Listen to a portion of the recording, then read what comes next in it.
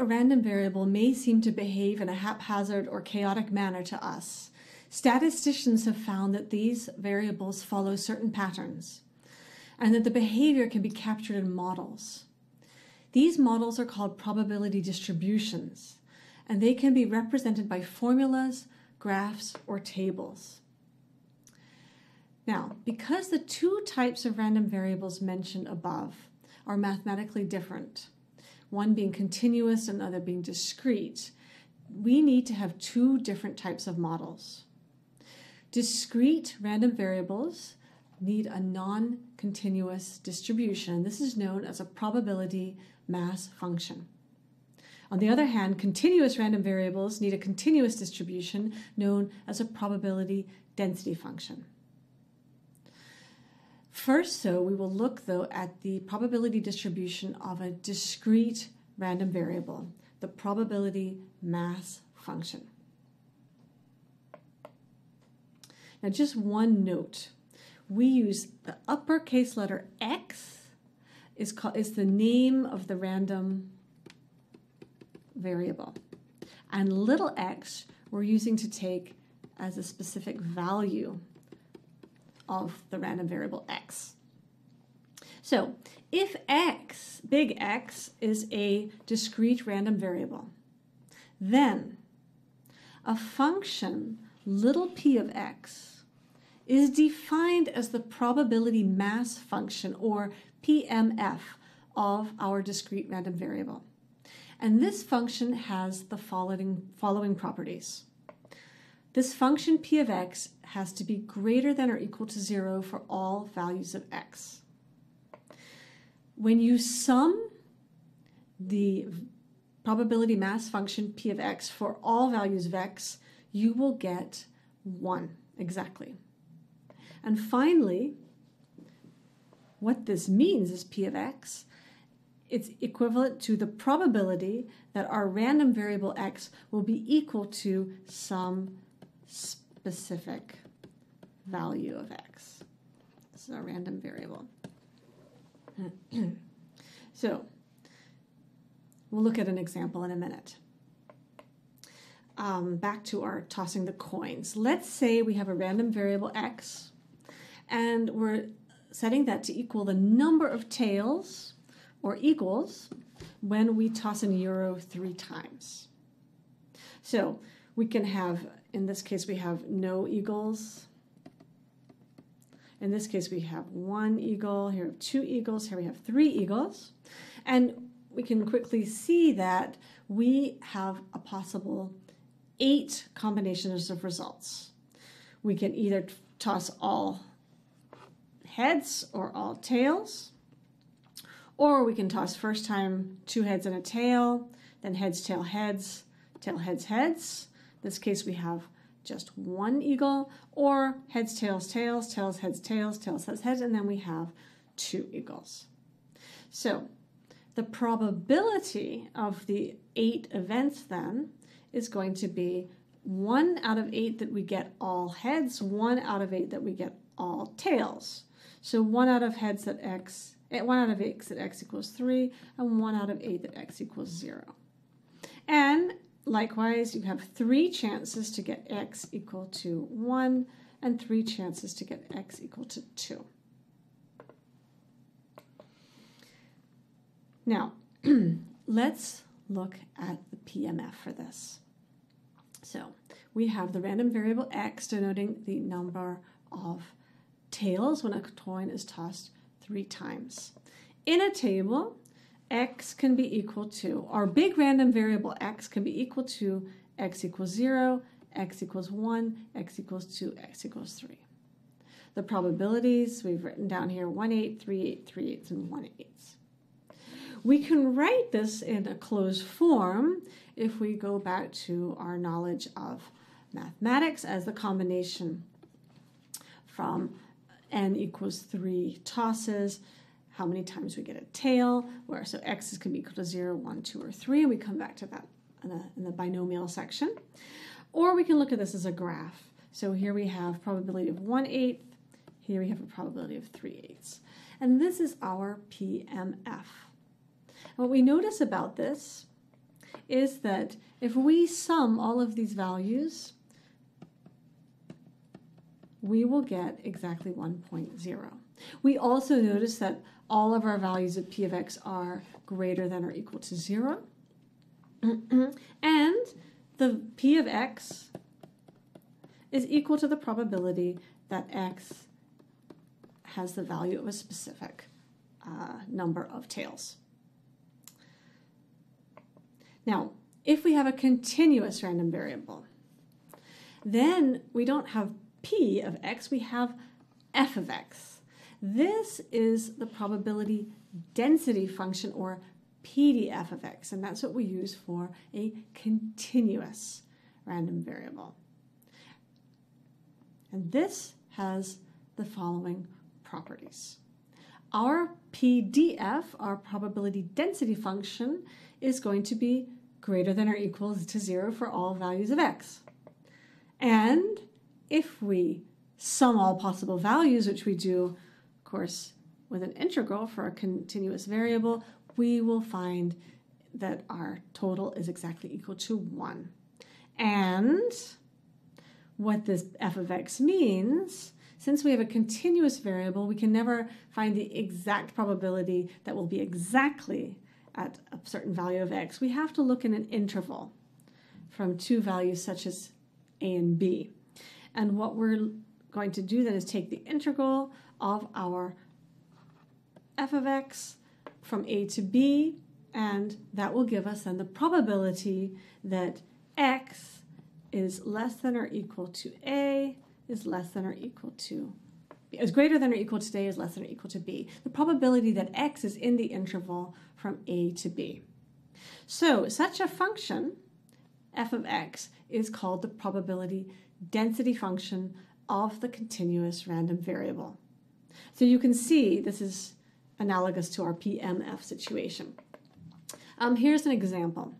We have a random variable that is known to have this probability density function.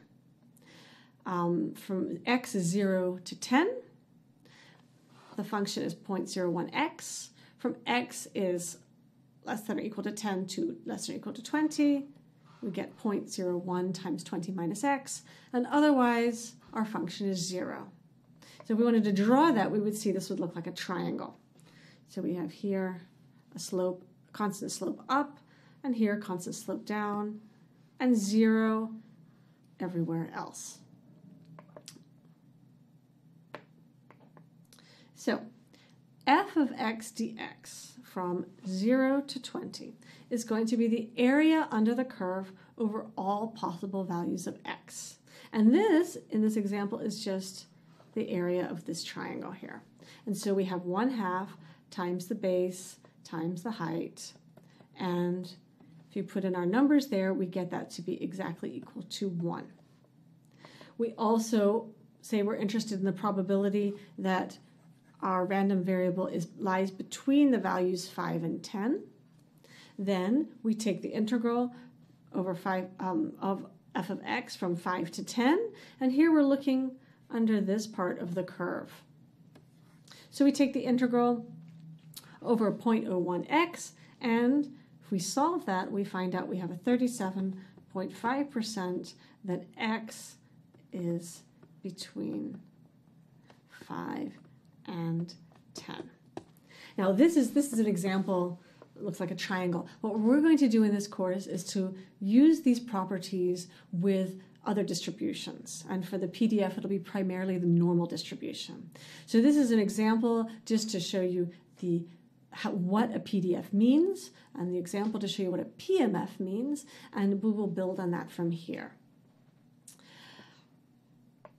So the last term that we need to understand, though, is the cumulative distribution function.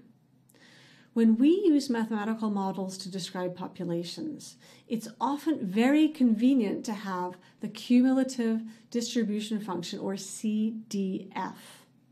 And this is represented by a capital F of x.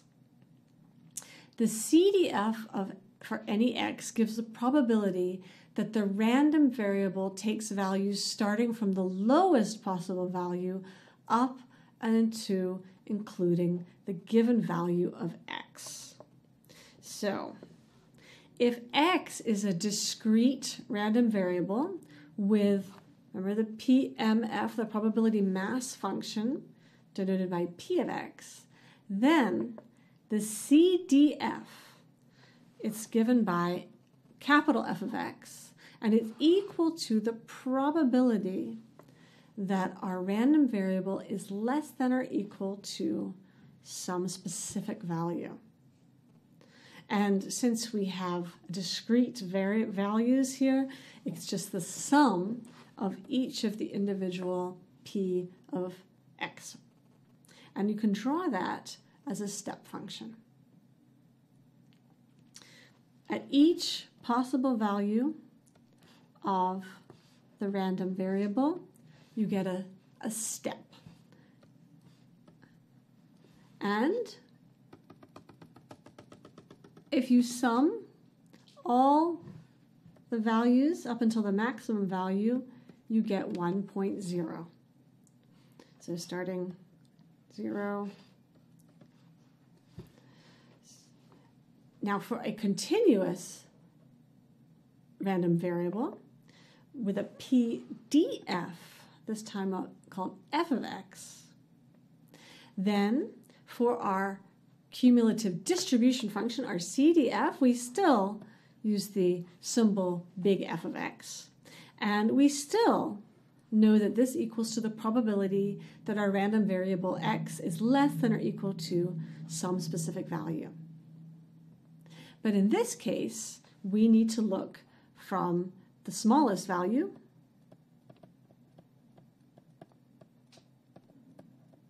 of x to a certain x value. And we can show this with a continuous function. So this time, we don't have a step function because x can take any value. But likewise, once we get to the maximum value that x can be, you see that this is equal to 1.0. So in both cases, for the continuous and the discrete random variables, for the continuous distribution function, you start with the lowest possible value of x. You look at the probability, either P of x or f of x, and then you start to sum that. And as x gets bigger, you sum the probabilities. And this gives you either a step function for a discrete random variable, which goes up to 1, or a continuous curve. This is a monotone increasing curve for a continuous random variable, also goes to 1. So this is an important concept that we'll also be using then later in the course.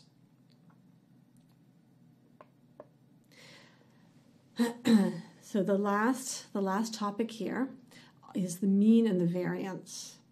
Now, a probability distribution function, so the PMF or the PDF, chosen appropriately for a random variable, will completely describe the behavior of the random variable.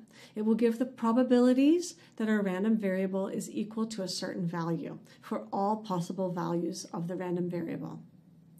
In the case of some distributions, however, the description can be accomplished adequately enough using just 1 or 2 numerical measures. And these measures are referred to as characteristics of the distributions. The 2 most important are the mean and the variance. Now, what does the mean mean? The mean is the weighted average. It represents the center of gravity of a distribution, and it indicates where the distribution is located on the x-axis, where the central point is located for the distribution. So if x is a discrete random variable with a PMF equal to P of x, the way we calculate the mean is that we sum for all possible values of x, the value of x multiplied by the PMF.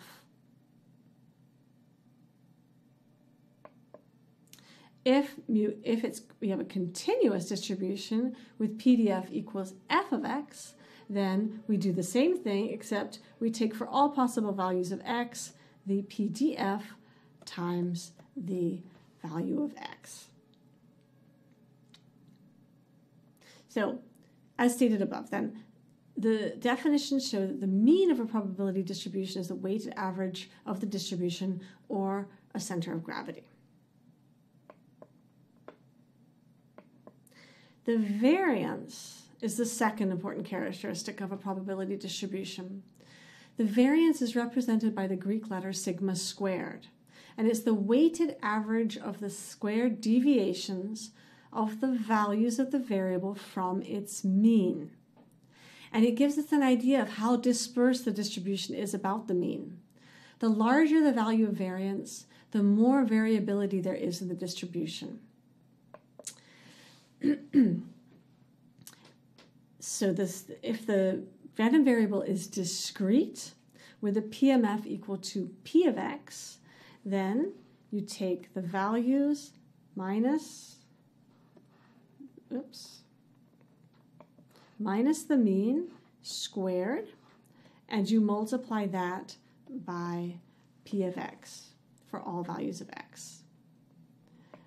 If it's a continuous random variable with a PDF equal to f of x, you take the integral over all x of the value minus the mean squared times f of x.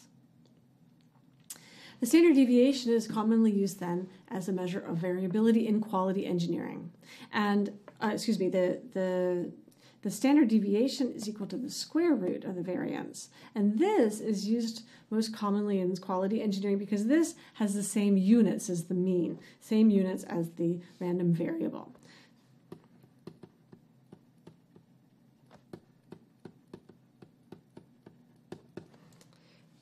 Okay.